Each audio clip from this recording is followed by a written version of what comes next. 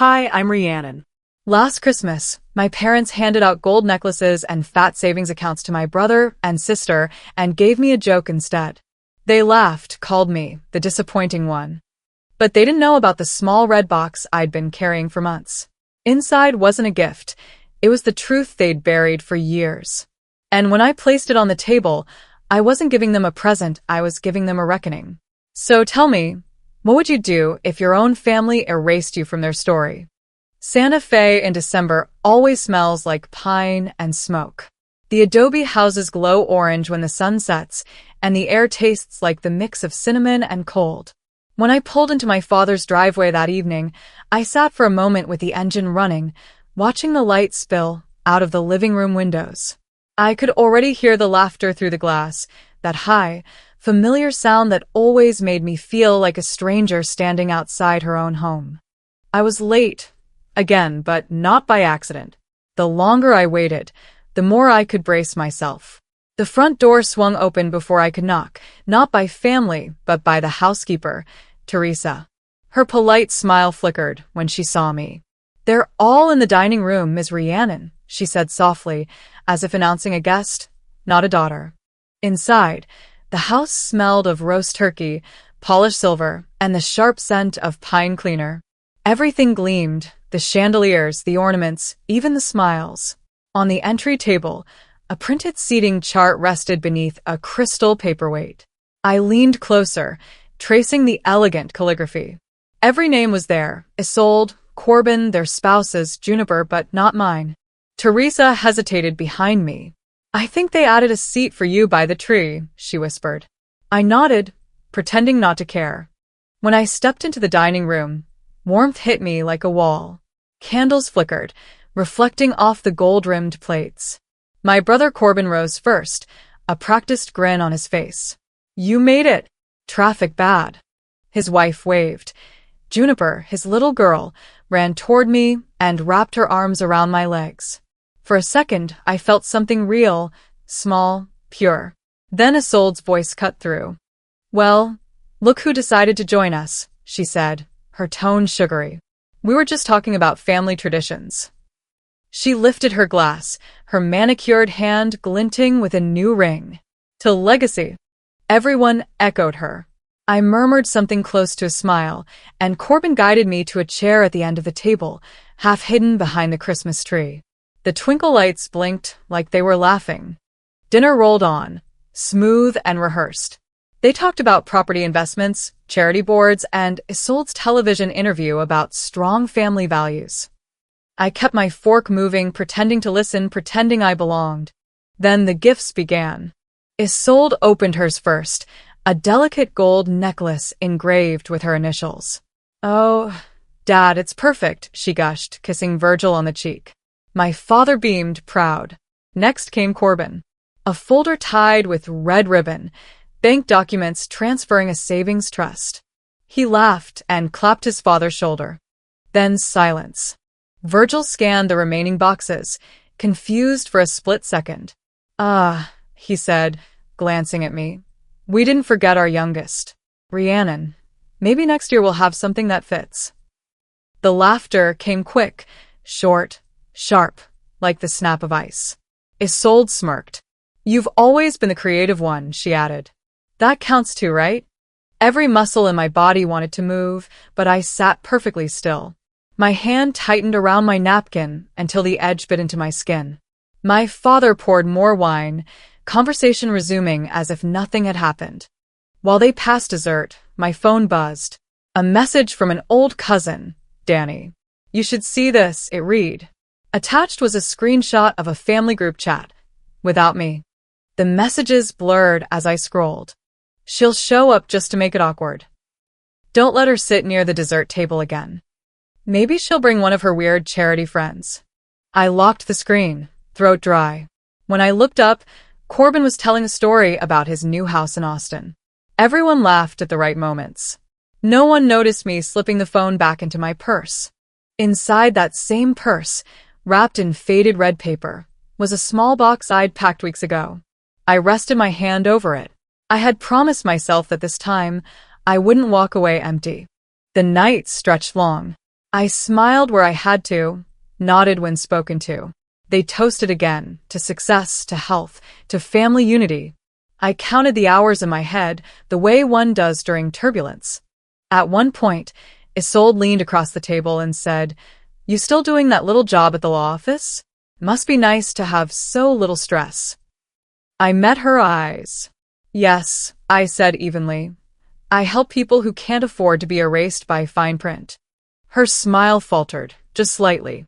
Later, when plates were cleared and laughter softened to murmurs, I caught my reflection in the dining room window, just me, faint against the glittering lights. It struck me that nothing had really changed. Last year they'd given me a candle labeled "To Our Special Helper." The year before, my stocking had been left off the mantel. It had become a ritual. Their cruelty, my silence. But something in me felt different this time, sharper, steadier. I realized they weren't cruel by accident. It was a game they all played, one that made them feel closer to each other. And I was tired of being their contrast. Virgil tapped his glass. "Before we call it a night," he said, "let's toast the kids who made us proud." His eyes moved from Corbin to Isolde. "And to Rhiannon maybe next year, huh?" Laughter again. That polite, brittle kind. I could hear my heart beat in my ears. I reached for my water, not the wine, and took a slow sip. Corbin tried to soften the tension. "Come on, Dad. She's here, isn't she? That's what counts." I could have left then. I could have let it slide again. But I looked at Juniper across the table, her small eyes wide, confused. She was learning from all this, learning what love looks like when it's lopsided. The house clock struck 10. I wiped my palms on my napkin, folded it neatly beside my plate. Then I lifted my glass. "To families," I said, my voice steady. "To families who remember, who was there when no one else was." The sound cut through the room. No one moved. Then Isolde's laugh, thin and nervous. Corbin reached for his drink. My father's face tightened like stone. I took a sip, set the glass down gently, and smiled. The silence after my toast felt like the air had frozen. I could hear the faint hum of the heater, the clinking of silverware being quietly set down, someone clearing their throat. No one raised a glass. No one smiled. Corbin chuckled under his breath, the kind of laugh people use when they don't know what else to do. "Good one, Rhiannon," he said, like I'd just told a bad joke. Isolde tilted her head and gave me that half-smile she'd perfected in front of cameras, her way of saying I'd embarrassed everyone. I forced myself to keep eating, cutting through food I could no longer taste. My father reached for the wine bottle and poured himself another glass without looking at me. "So," he said, "how's work, Rhiannon? Still at that little office downtown?" He always added that word little as though my job helping people navigate probate law were something you could outgrow. I nodded. "Yes, still there." "Must be nice," Isolde said lightly. "No stress, short hours." I smiled thinly. Someone has to do the paperwork that keeps families from fighting over things they don't even remember they owned. Her fork stopped midair. "Well, let's hope you don't have to deal with that here." The rest of dinner passed in careful silence. When I finally stood, the chair scraped loud against the floor. "Excuse me," I said. "I'm just going to stretch my legs." The hallway was dim except for the glow of the fireplace reflected on the walls. I headed toward the kitchen to refill my wine, but stopped by the staircase landing. There hung a framed photograph I hadn't seen before. It was the big family picture from last Christmas, the one we'd all taken together in front of the same tree that now blocked my seat. At least, I thought it was the same photo. But as I leaned closer, my chest tightened. I was missing. The space where I had stood, right beside Mom, was gone. Cropped clean. In my place, Corbin's wife smiled. Her arm looped through Isolde's. Perfect symmetry. For a long time, I stared, trying to remember if maybe I hadn't been in that shot after all. But I remembered exactly what I'd worn. A blue sweater Mom had given me, the one she said brought out my eyes. I remembered standing there, laughing when Juniper tried to sneak the family dog into the picture. I remembered Mom's hand warm on my shoulder. And now, looking at that glossy photo, it was as if I'd never existed. I swallowed the knot in my throat and stepped closer. The plaque below the frame read, "The Virgil Family, Christmas 2021. No, Rhiannon. Not even and family. Just a new arrangement, clean and neat, no trace of me." I turned away quickly, heading for the guest room down the hall. The room hadn't changed since Mom died. Same floral quilt, same faded curtains. But when I opened the closet to hang my coat, I noticed a cardboard box tucked behind a stack of linens. My name, scrawled in my mother's handwriting, was on the side. Curiosity overrode hesitation. I pulled it out and sat on the bed. Inside were things that smelled faintly of cedar and dust. Old school drawings, yellowed report cards, birthday cards from years long gone. Beneath them, folded carefully, was a small envelope. The handwriting stopped my breath. "For Rhiannon, your necklace when you turn 30. Love, Mom." I pressed the envelope to my chest, remembering the silver pendant with the tiny turquoise stone. I hadn't seen it since Mom passed. Tonight, Isolde had worn that very necklace, calling it Mom's favorite piece. I opened the envelope. Inside was just a note, no necklace. But the ink was hers. I could still picture the way she wrote her capital R's, looped and soft. My eyes stung. That necklace was supposed to be mine. I sat for a long time, holding that paper as if it could explain how love could get lost so easily between bloodlines. I could hear the muffled sound of dishes clinking in the kitchen. Laughter floated down the hall, distant and polite. My memory pulled me back to a year before Mom died, my 29th birthday. We'd sat on the back porch as the sun went down. She'd held my hand, her thumb tracing circles on my palm. "Next year," she'd said, "I'll give you something special. Something that's always been yours." She'd smiled, tired but still luminous. I thought she meant hope. Maybe she meant the necklace. The memory hurt now, sharp and clear. After midnight, when the house quieted, I left my room barefoot. The floor creaked, but no one stirred. The living room still smelled of wine and pine. On the mantel, a small velvet box rested where Isolde had left her necklace earlier. I picked it up, turning it in my hand. The tag read, "To Isolde, from Mom, 2020. I froze. Mom had died in early 2020. She'd been in the hospital that Christmas, hooked up to machines that hummed and beeped. She hadn't been wrapping gifts or writing tags. I brought the label close. The handwriting was wrong. The loops were too even, the spacing too wide. Someone had forged it. My stomach twisted. I placed the box back exactly as I'd found it, careful not to disturb the angle. The proof didn't surprise me. It just confirmed what I'd always known. In this family, even memories could be edited. I returned to my room and paced. My reflection in the window looked foreign, like a ghost. I whispered to the empty air, "They don't just forget me. They replace me." Every birthday ignored, every holiday seat at the end of the table, every photo cropped. It all built up like sediment. I wasn't invisible by accident. They made me that way on purpose. I sat on the bed, breathing slowly. The anger wasn't loud. It was quiet, deliberate, like something precise being carved. I understood suddenly that the worst part of being erased wasn't losing what was yours. It was knowing they'd convinced themselves you never had it in the first place. In the drawer of the nightstand, I kept a small red box. I pulled it out, opening the lid. Inside lay the beginnings of truth, copies of bank transfers, a few old letters, and now, this new note from Mom. I placed it carefully inside, along with a childhood photograph, me at 10, wearing the turquoise necklace, Mom's arm wrapped around me. I closed the box, snapped the latch, and whispered, "Let's see them call this a misunderstanding." The glow from my phone screen faded as I locked it and slid it back into the nightstand drawer. The red box rested beside it, quiet, compact, patient. I'd carried it through airports, apartments, job transitions, and one near marriage, never knowing exactly when I'd use it. But now it felt different. It wasn't just a keepsake anymore. It was a lifeline. The house was still. The soft creak of floorboards above told me someone, probably Virgil, was heading to bed. I stayed where I was, sitting cross-legged on the edge of the guest bed, hands tucked beneath my thighs for warmth. My heart had steadied. The fury from earlier hadn't disappeared, it had simply sharpened into focus.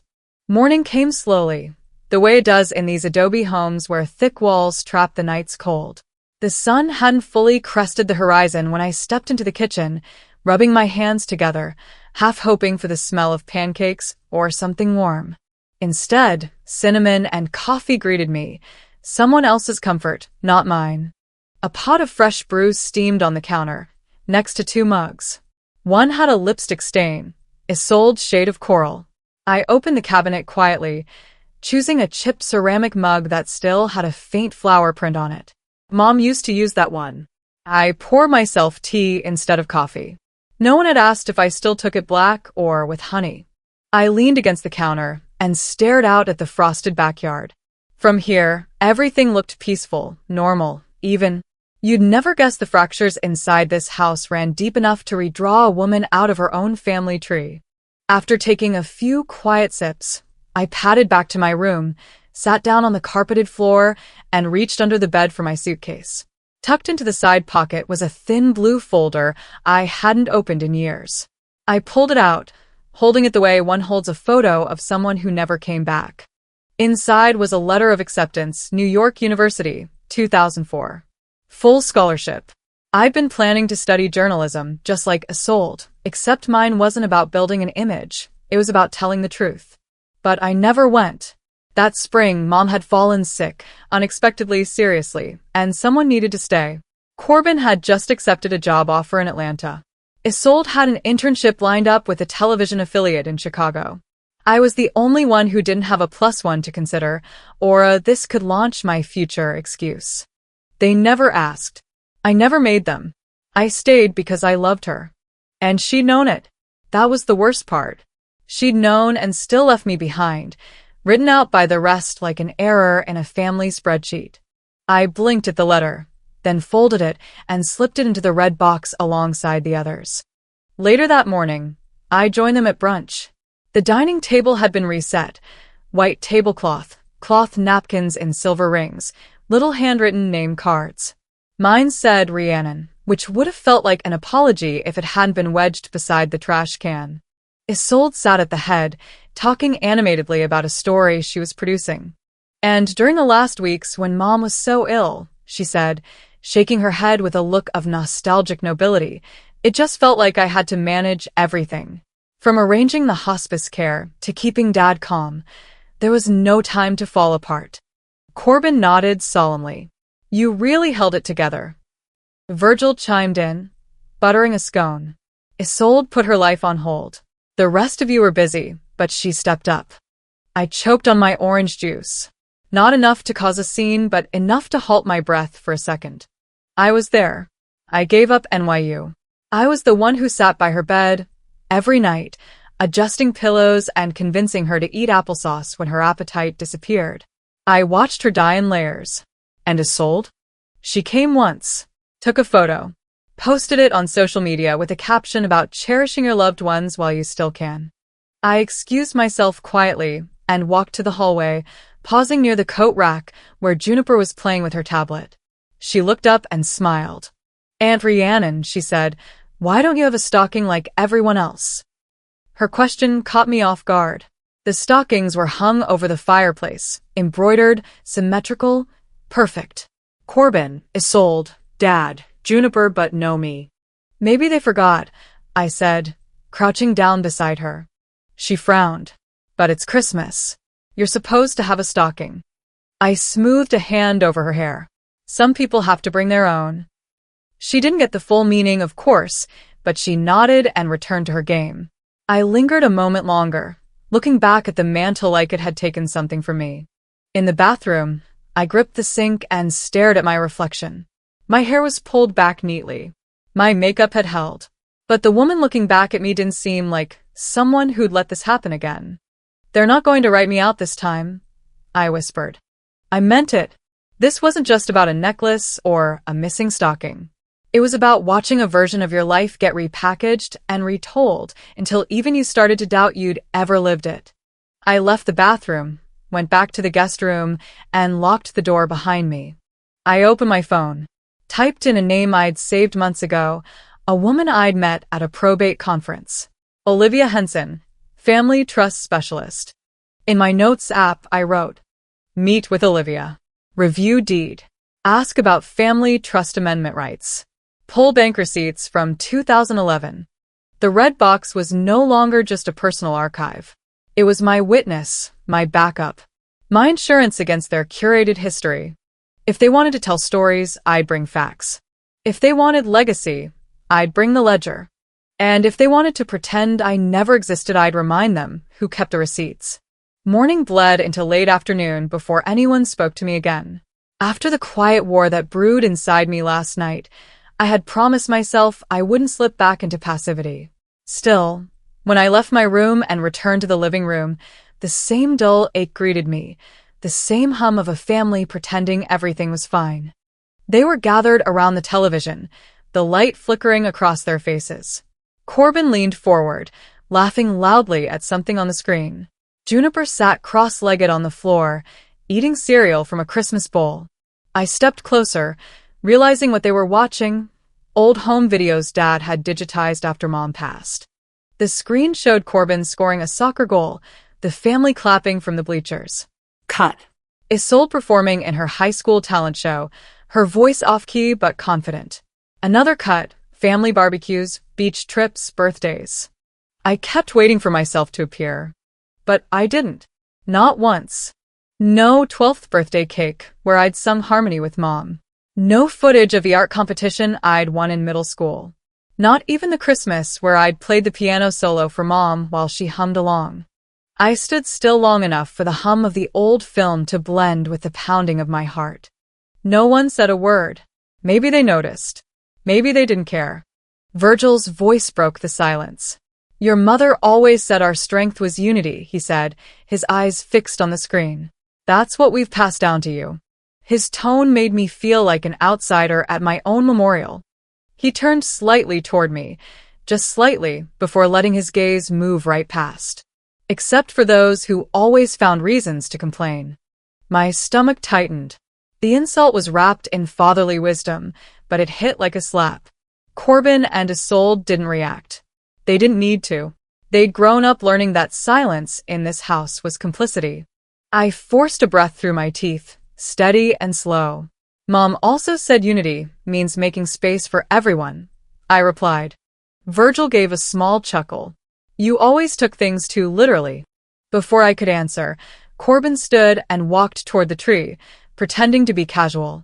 "Speaking of Mom," he said, "we all got you something." He handed me a rectangular package wrapped in shiny green paper.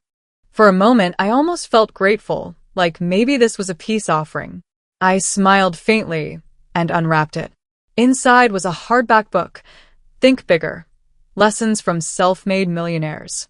On the cover, a man in a tailored suit pointed toward the reader with the confidence of someone who'd never missed a meal. A yellow sticky note clung to the first page. "Hope this helps you figure it out. Isolde." My throat went dry. I looked up at her. She stood by the window, swirling her champagne glass, not even meeting my eyes. The room didn't laugh. It didn't need to. The silence was laughter's crueler cousin. "Wow," I said softly. "Inspirational and condescending. Thoughtful combination." Corbin coughed into his hand. "She just meant." I cut him off gently. I know what she meant. For the next few minutes, conversation tried to restart, but sputtered like a dying engine. Isolde finally stepped forward, setting her glass on the mantel. "We all worked hard to be where we are," she said smoothly, her voice carrying that performative warmth she used for interviews. "Some of us didn't always make the best choices, but family means learning from mistakes." Her eyes locked on mine as she said it. I almost laughed at the audacity. "Some of us," I repeated. "Right." She smiled, all teeth and no sincerity. "You know I'm just being honest. You always had potential, Rhiannon. You just never knew how to use it." I could feel the heat crawl up my neck, but I kept my tone level. "You mean the potential I used to pay off Dad's loan when the logistics company was about to fold?" That caught Corbin off guard. His fork froze halfway to his mouth. Virgil's jaw tightened. That was a family matter. Exactly, I said. And I'm family. Corbin cleared his throat. We all gave what we could. I reached into my purse, unlocked my phone, and pulled up a PDF. Really? Because this says otherwise. I turned the screen toward them. The bank transfer, dated 2010, displayed my name as the sender and Dad's company account as the recipient. Isolde's smile flickered for the first time. Virgil exhaled slowly. It's not about money, he said. It's about loyalty. It's about family. I met his gaze. No, it's about rewriting history until you're the only ones left in it. The weight of the sentence hung heavy in the air. Juniper looked up from her cereal, sensing the tension without understanding it. Isolde shook her head, forcing a laugh. You always think people are against you. It's exhausting, Rhiannon. Maybe it's exhausting because you know it's true, I said quietly. Corbin tried to intervene. Let's calm down, okay? We're not having this talk in front of Juniper. I stood, pushing my chair back. You've been having this talk for years, just without me in the room. The color drained from his face. I walked to the fireplace, taking in the photographs neatly arranged on the mantel. Every single one of them told a story where I didn't exist. My siblings at graduations, vacations, awards. The same pattern over and over. I touched one frame and set it down facing backward. I'm not your scapegoat anymore, I said. Isolde took a step forward. You're being dramatic. Dramatic is what you do for a living, I replied. I'm just telling the truth. Virgil's voice turned sharp, the old military edge cutting through. Watch your tone. I smiled faintly. Finally, something you noticed. I turned to leave. No one stopped me. No one apologized. The silence was heavier than any argument could have been. Back in my room, I shut the door and leaned against it, listening to the muffled conversation resuming outside. They'd already moved on. They always did. I crossed to the desk, where the small printer hummed quietly. From my email, I printed copies of the deed transfers, bank statements, the same PDF I'd shown them.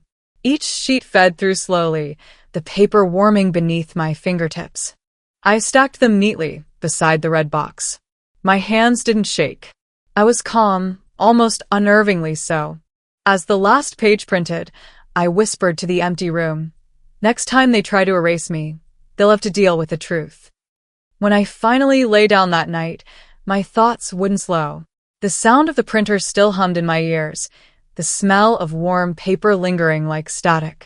I'd stacked every document neatly beside the red box. Proof, not of greed, but of memory.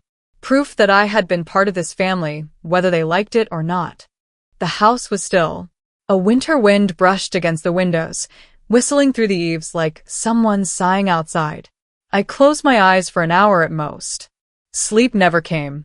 By the time I walked into the kitchen the next morning, sunlight had started to spill across the tile floor. The smell of toast and scrambled eggs filled the room. It should have felt like home, but instead it felt like walking into someone else's life. Virgil sat at the table, the morning paper folded in his hands like armor. Isolde perched on a stool by the counter, scrolling her phone and pretending not to see me. Corbin stood at the stove flipping eggs, the perfect son performing domestic ease. I poured myself coffee quietly. Corbin glanced up first. You look tired. Everything okay? Never better, I said, my voice light, steady. I stirred sugar into my cup, watched the swirl of it disappear.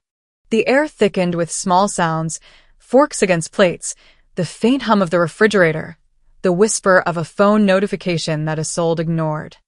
I sat down opposite my father. For a moment, I simply watched them. Every year I'd walked on eggshells in this kitchen, hoping that being polite enough, quiet enough, invisible enough might buy me peace. Not today. I set my cup down and slid a manila folder across the table. Just wanted you all to know, I said evenly. I'm reviewing the family trust documents with my attorney. Virgil's newspaper lowered an inch. He peered at me over the rim of his glasses. Excuse me? I'm having them looked at, I said. For accuracy. Transparency. Isolde let out a short laugh. You're threatening us? Over some misremembered gifts. I met her gaze. No. I'm clarifying what belongs to who. Virgil folded his paper slowly, each motion deliberate. Your mother's estate was handled properly. You're bringing up old matters for no reason. I opened the folder, the faint smell of ink drifting out. Actually, I'm bringing up new ones. These are asset records, the ones tied to the house and the logistics company. Corbin turned off the stove, spatula in hand. Let's not make this into a war, okay? I smiled. If it feels like war, maybe that's because someone's been taking things that aren't theirs. He frowned. That's not fair. Neither is pretending I didn't contribute when I did. Virgil's tone sharpened. You're crossing a line, Rhiannon. No, I'm drawing one, I said. I laid a stack of printed pages on the table. Bank transfers, signatures, the house deed. This is the line. I won't be erased anymore, not financially, not emotionally. Isolde's mouth curled in disdain. You've been waiting for this moment, haven't you? To play the victim. I'm not playing anything, I said, calm as I could manage. I just finally brought receipts. Her eyes narrowed. You think money makes you important? It's not about money, I said, glancing toward Virgil. It's about recognition. About honesty. He pushed his chair back, the scrape loud and final. This family doesn't revolve around grudges and paperwork. It's about loyalty. I met his stare. Loyalty shouldn't mean silence. The clock ticked behind us. Corbin cleared his throat again. Always the peacekeeper. Maybe we should sit down later, look things over together. This morning isn't. This morning is fine, I interrupted. It's long overdue. I picked up one sheet from the folder, sliding it toward him. The date printed at the top read March 2nd, 2010. I could see the memory forming behind my eyes like an old film reel. I was sitting across from my father 12 years earlier, my hand shaking slightly as I signed a cashier's check. My entire savings account, nearly $48,000, wired directly to the business he'd started in his retirement. Just a temporary setback, he'd said, just until the new contracts come through. He'd shaken my hand afterward, his eyes soft with gratitude. I'll pay you back before summer, he'd promised. Summer came. Then another. Then 12 more. Not one word. I blinked, the kitchen snapping back into focus. Corbin was studying the papers now, his jaw tight. Dad, he said slowly, is this real? Virgil glared at me. Of course it's real, he said. It's just ancient history. Ancient history doesn't mean irrelevant, I said quietly. Isolde folded her arms, her voice sharp. You've been holding on to this all these years? No wonder you can't move on. That's not healthy. I almost laughed. You call stealing someone's contribution healthy? This isn't stealing, she shot back. You helped because you wanted to. Family helps family. Family also pays debts, I said, and remembers who was there when things were falling apart. Virgil's jaw clenched.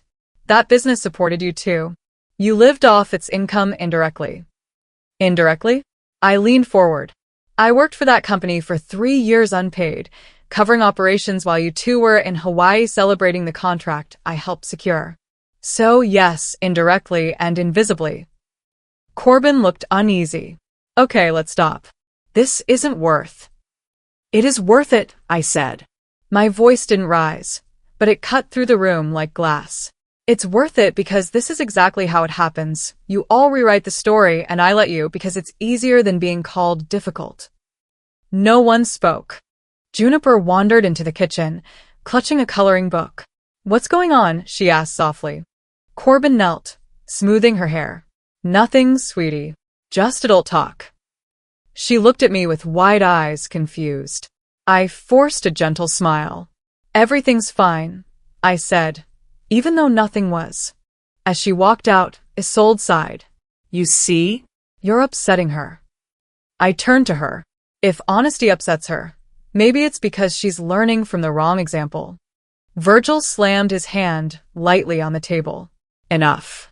This ends now. No, I said, standing. It ends when you stop pretending I'm lucky to be invited into my own family. Silence swallowed the room.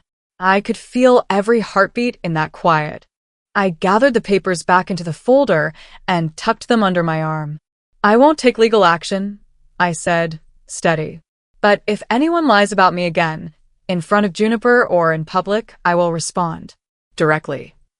Isolde's expression hardened. You think threats make you strong?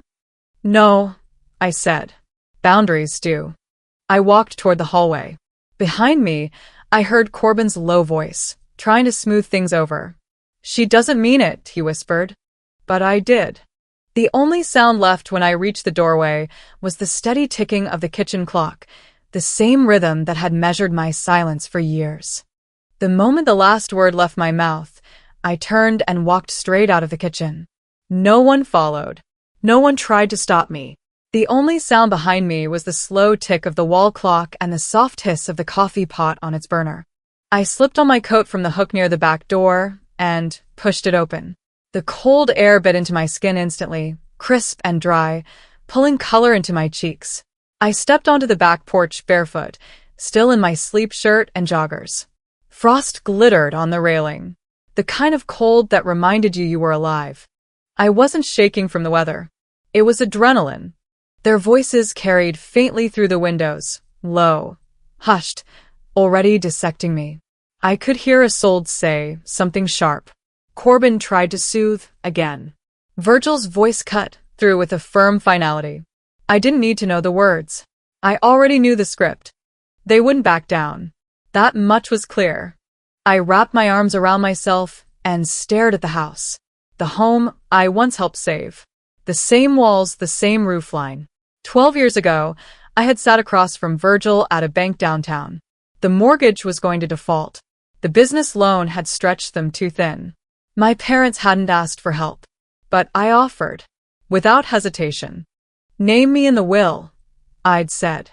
That's all I ask. Virgil had nodded, almost embarrassed. Of course. It'll be sorted before the year's out. He never brought it up again. I never asked. Until now. I turned and walked to the side gate, stepping slowly across the frosted grass toward the fence line. The sun had started to rise fully, casting a golden light across the neighborhood. I saw the shadow of someone near the far side, Mrs. Ellery. She was pulling in her newspaper, wrapped in her oversized gray cardigan and slippers, like she always wore when she walked her dog. Her eyes caught mine across the fence. Well, if it isn't the only Andrews who actually shows up before breakfast, she said, her voice crackling with a chuckle. You still remember how to be decent. That's something. I smiled faintly. Morning, Mrs. Ellery. She took a step closer, studying me. You okay, sweetheart? I nodded slowly. Just getting some air. She looked me over, then tilted her head. You know, I still remember when your mama got sick. You were the only one around. I saw you come and go every day, rain or shine. Grocery bags, medicine pickups, sometimes just sitting with her under the tree in the back. You never missed a day. I swallowed hard, not trusting my voice. She stepped closer to the fence, her tone softening. That other one, your sister? Didn't see her once that last week. But at the funeral, you'd think she carried your mama into the next life herself, the way she stood up there. I didn't respond, just nodded, feeling my chest tighten. Mrs. Ellery's voice dropped. You know what hurts most? When people pretend long enough that they start to believe it. But I remember. I saw it all. Thank you, I said, barely above a whisper. She smiled and waved her hand, dismissing the emotion. That's all. Just wanted you to know someone still sees you. It was all I needed. By the time I walked back inside, the kitchen had emptied. The smell of toast lingered, along with the faint scent of scorched pride. I made my way to the living room, where Juniper sat on the floor near the Christmas tree, cutting paper with dull scissors. She looked up and beamed. Aunt Rhiannon, I made you something. She held up a lopsided card with crooked handwriting and stick figures. Inside, it read, For the best aunt who always comes. I took it from her gently, my throat thick. Thank you, sweetheart. This means everything. She grinned and went back to cutting, humming to herself. Before I could slip the card into my coat pocket, Isolde swept in from the hallway, her tone clipped. Juniper, we don't hand out praise like candy. It's Christmas, not a therapy session. Then she reached to take the card from my hand. I held on. She tugged again and I didn't let go. Her fingers gripped tighter, her jaw clenched. Let's not confuse the child with attention-seeking, she said through her teeth. I looked at her, voice low and sharp. That's the last time you put your hand on something that was mine. Her grip loosened. She stepped back, lips parting slightly in surprise. Maybe she hadn't expected me to fight back. Maybe she forgot I had a spine at all. Juniper watched quietly from the rug.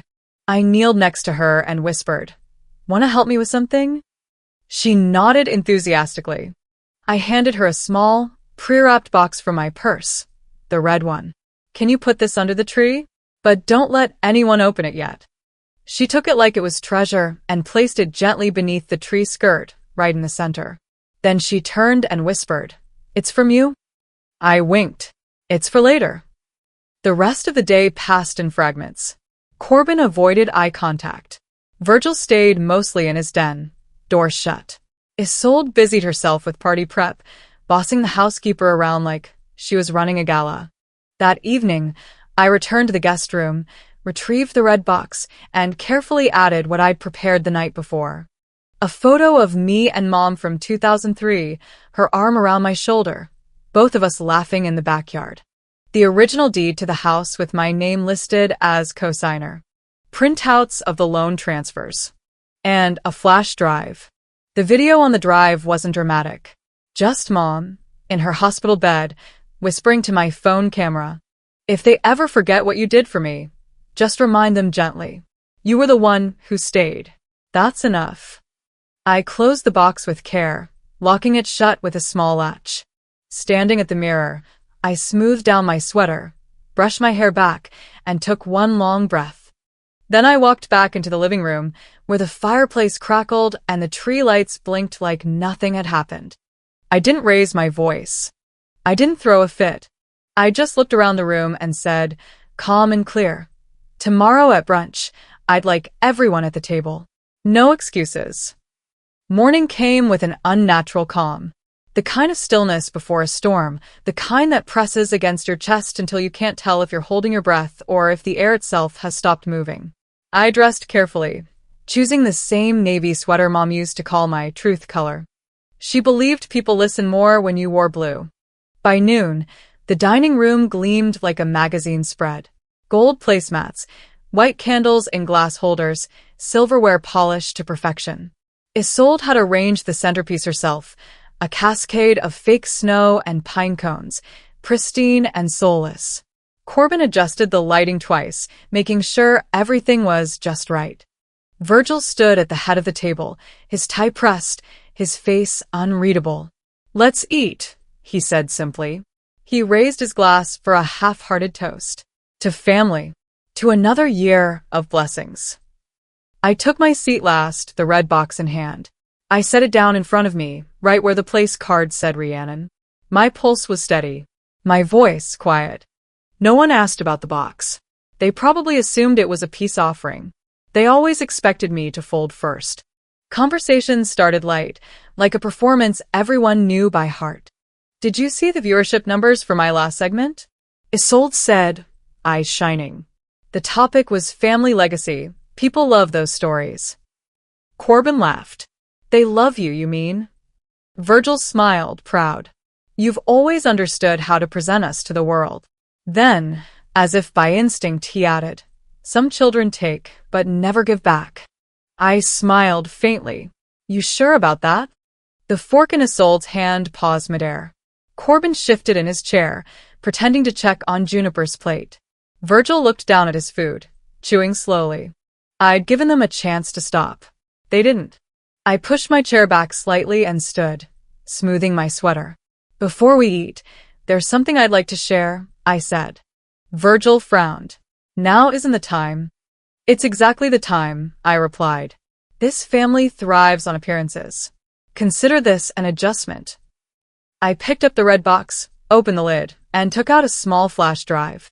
The USB glinted under the light. I crossed the room, plugged it into the television, and picked up the remote. Virgil's voice cut through the tension. "What the hell is this?" My mother's final words, I said softly, unedited. A low gasp echoed across the table. The screen flickered, and then Mom's face filled the room. Her voice was weak but clear, that steady warmth still tucked inside every syllable. "If Rhiannon ever plays this," she said, "it means you forgot what she did for me. She was the one by my side when no one else was. Isolde never came. Virgil, you let it happen." The air cracked open. No one moved. Forks froze midair. The only sound was the hum of the heater and the faint static from the video. On screen, Mom shifted, taking a shallow breath. "I wanted you to know I saw it all." I just didn't say it then. But silence isn't love, it's fear. Then the video ended. Black screen. Juniper looked up at her father. "Grandma sounds mad," she whispered.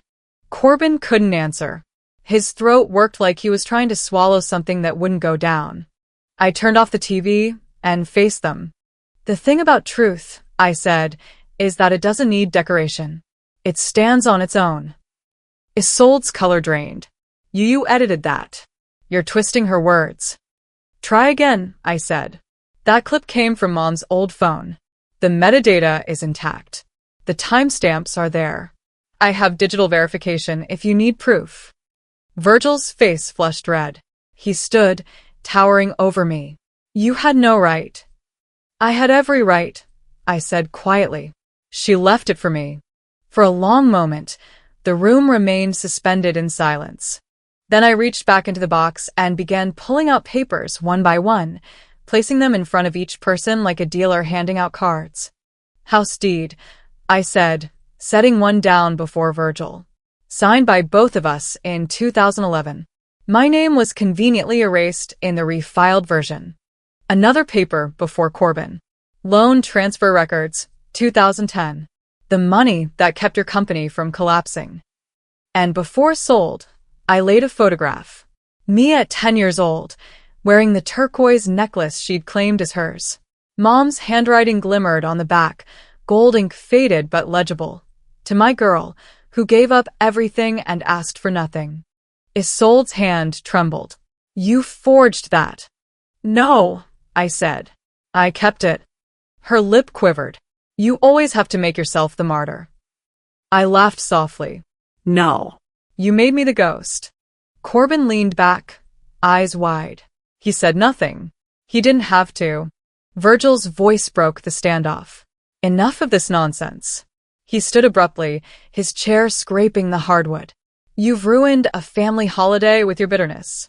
He left the room, his heavy steps echoing down the hallway. A door slammed somewhere in the house. For a while, no one breathed. Isolde turned toward me, trembling with fury. "You think this makes you righteous? You think exposing everyone makes you some kind of hero?" I looked at her, calm as I'd ever been. No. "It just makes me honest." She rose, hands clenched. "You'll regret this." "Maybe," I said. "But at least I'll remember it clearly." Corbin rubbed his forehead. "God, Rhiannon, you could have just talked to us." "I tried," I said, meeting his gaze. "You just weren't listening." Juniper climbed into her chair, holding the folded card she'd made for me earlier. "Can we still eat?" she asked timidly. The words broke the tension like glass shattering. Isolde slumped back into her seat, shoulders stiff. I took my own seat again. The air smelled faintly of roasted ham and smoke. My fork clinked against the plate as I cut into the food, the sound impossibly loud in the silence that followed. I looked around the table, at the perfect silverware, the flawless decor, the people who had spent a lifetime editing me out, and I felt something I hadn't in years. Peace. Not joy, not satisfaction. Just the stillness that comes after finally setting something down. I looked up, met Isolde's eyes, and spoke evenly. "I'm not the failure in this family. I'm the mirror." Her face flushed deep red, her nails digging into her palms. I took a bite, chewed slowly, then smiled faintly. Merry Christmas. The last word hung in the air like smoke. Merry Christmas. After that, no one said another thing. Plates were pushed aside without a sound. The clinking of silverware was replaced by the muted scrape of chairs against the floor. The room, once glowing with laughter and light, felt drained, like every bulb had dimmed just enough to expose the truth hiding beneath the shine. I watched Isolde stand abruptly, her napkin falling to the floor. She didn't bother to pick it up. Her face was pale, her hands trembling as she muttered something about calling her lawyer. The words came out brittle, defensive. She didn't look at me. She couldn't. Corbin sat still, his elbows resting on his knees, eyes fixed on the tablecloth as though the pattern could explain any of this. He didn't meet my gaze either. When I finally stood, the legs of my chair groaned in protest, echoing across the tense silence. I gathered my plate and carried it into the kitchen. The act was ordinary, domestic even, but it felt different this time. No one followed to help. For once, that didn't sting. I turned on the faucet, let the warm water run over my hands, and started washing dishes. The rhythm of it was almost peaceful, the scrape of the sponge, the splash of water, the faint hum I caught myself humming under my breath. It was strange, feeling calm after all that noise. Maybe peace doesn't come from being forgiven. Maybe it comes from stopping the need to be. By the time I finished cleaning up, the dining room was empty. The remnants of lunch, half-eaten rolls, empty glasses, abandoned napkins, looked like ghosts of a family gathering that had never really existed. I turned off the lights, leaving the red box sitting squarely on the table where everyone could see it. Later that evening, I went upstairs to pack. The guest room felt colder now, but lighter too, as if the walls themselves had exhaled. I folded my clothes neatly, tucked my documents back into my purse, and zipped the suitcase closed. I was just checking the dresser drawers one last time when there was a quiet knock on the door. "Come in," I said, expecting Juniper. Instead, Corbin's wife, Mara, peeked in. Her usual brightness was gone. She looked tired, her mascara faintly smudged, eyes glassy but kind. "Hey," she whispered. "You mind if I sit a second?" "Of course." I gestured toward the edge of the bed. She sat down, clasping her hands together tightly. For a while, neither of us spoke. Then she said, "I knew the truth. About the business, the necklace your mom." Her voice cracked a little. "I knew. I just didn't know how to say it." I turned to her, surprised by the softness in her tone. "Why tell me now?" "Because I couldn't keep watching it happen," she said. "You weren't crazy, Rhiannon. You were just alone." The words hit harder than I expected. It's strange how something so gentle can ache so much. Mara reached into her pocket and slid a folded note onto the nightstand. "I wrote this before dinner. I wasn't sure if I'd give it to you, but, well, it's yours now." She stood quickly, as if afraid of changing her mind. "Take care of yourself, okay?" I nodded. "You too." When she left, I unfolded the note. In her rushed handwriting, it said, "Some people break what they can't control. You never broke. That's why they feared you." I pressed the note flat between my palms and slipped it into my bag. Then I turned back to the desk, where Virgil's office papers sat waiting for me. I took a clean sheet of letterhead and began to write. Effective immediately, I wrote, "I withdraw from all family assets and obligations. I no longer accept erasure as inheritance." The pen scratched softly across the paper. I signed my name at the bottom, folded it once, and slid it into an envelope marked Dad. After sealing the letter, I walked quietly down the hall to his study. The door was half open. The light from the desk lamp spilled across the floor in a soft pool. He wasn't there. The leather chair was empty.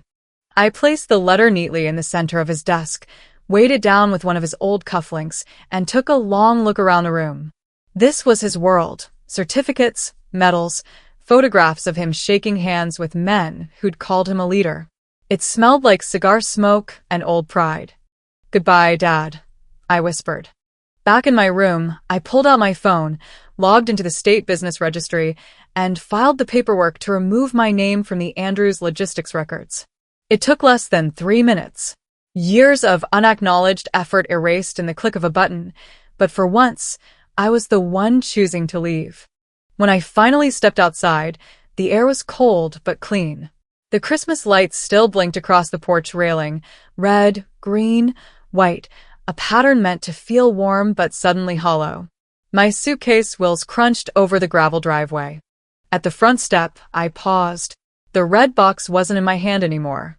I had left it inside, beside the centerpiece, empty except for the note from Mom's video. One sentence written in her delicate script: "The truth always belongs to the one brave enough to tell it." As I turned toward my car, I heard the small patter of footsteps behind me. Aunt Rhiannon. Juniper's voice. I turned just as she ran into my arms. She hugged me tightly, her small hands gripping my coat. "You're still my aunt, right?" she asked, her voice small and hopeful. I smiled, brushing her hair back. "Always. But from now on, it'll be on my terms." She nodded solemnly, like she understood something deeper than her years allowed. "Okay." I kissed her forehead and watched as she ran back toward the house, her curls bouncing in the dim light. From the driveway, I could see Isolde watching from the upstairs window. Her reflection wavered against the glass, warped and hollow, like someone who just realized the performance was over and the audience had left. Corbin appeared behind her, phone in hand. A few seconds later, mine buzzed in my pocket. I didn't look. I knew what it said. I slipped the phone into my bag. Inside, a faint shadow moved behind the curtains of Virgil's study.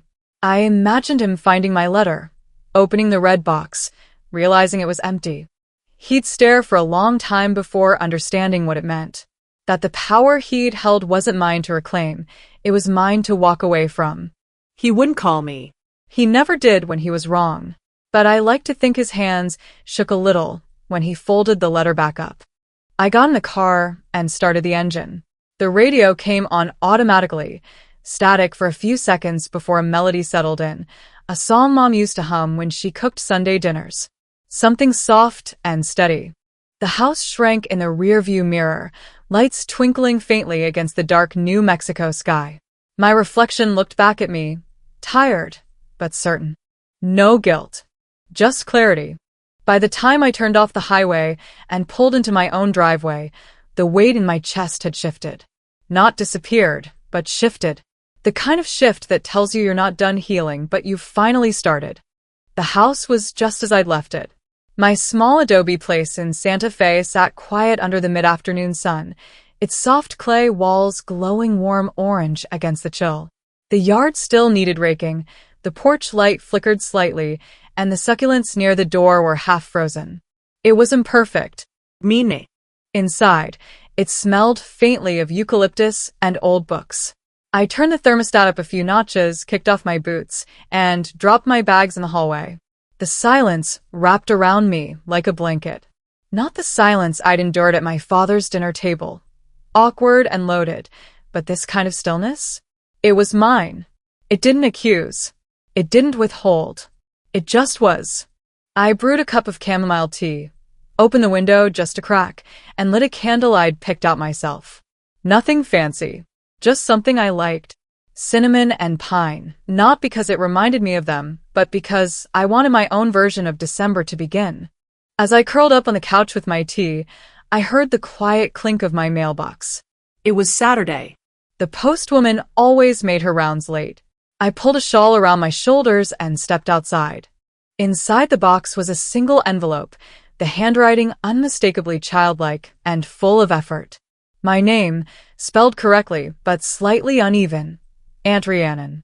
I closed the mailbox and brought the envelope inside, already feeling the edges of something in my chest begin to crack open, not in pain, but something else. Something like warmth. At the kitchen table, I opened it slowly. Inside was a folded drawing, crayon on construction paper. A stick figure with curly hair, me, wearing a cape and holding a giant heart.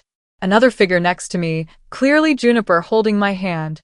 Underneath, she'd written, I don't know what happened, but I know you're the real one. No signature. None needed. I placed the card on my fridge with a magnet shaped like a hummingbird and stood there for a long time, just looking at it. She didn't know everything, but she knew enough.